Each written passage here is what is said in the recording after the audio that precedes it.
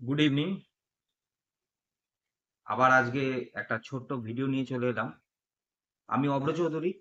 আগের দিন আপনাদেরকে একটাই কথা বলেছিলাম যে KYP, know your product, label পড়েগা ইন্ডিয়া, বা আমাদের যে প্রত্যেক দিনের নিত্য নৈমিত্তিক দিনের যে প্রোডাক্ট আমরা ইউজ করি, সেই প্রোডাক্ট আমাদেরকে জানতে হবে।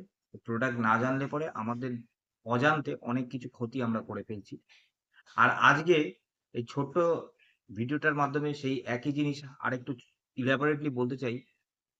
আমরা প্রতিনিয়ত যে জিনিসগুলো ইউজ করি তার মধ্যে অনেক অজানা জিনিস থাকে, যেগুলো আমাদের কিন্তু ইনগ্রিডিয়েন্টস এর পিছনে যে ইনগ্রিডিয়েন্টস এর জায়গাটা থাকে সেখানে কিন্তু লেখা থাকে।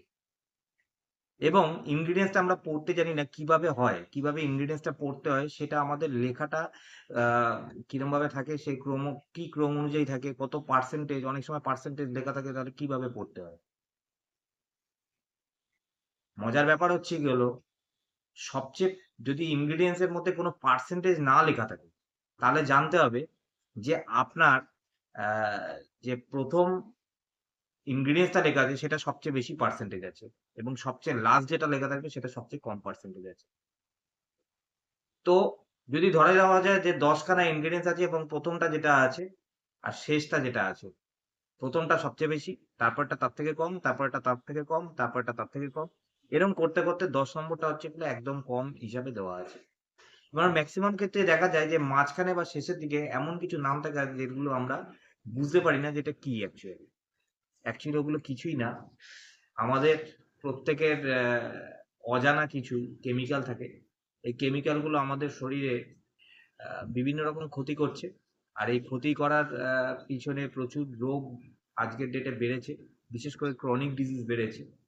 আর সেই ক্রনিক ডিজিজ থেকে মুক্ত হওয়ার কোনো রকম উপায় আজ অব্দি চিকিৎসা শাস্ত্রে তৈরি হয়নি। আমরা খালি ব্যাকআপ বা সাপোর্ট দেওয়ার মতো চিকিৎসার মাধ্যম আছে।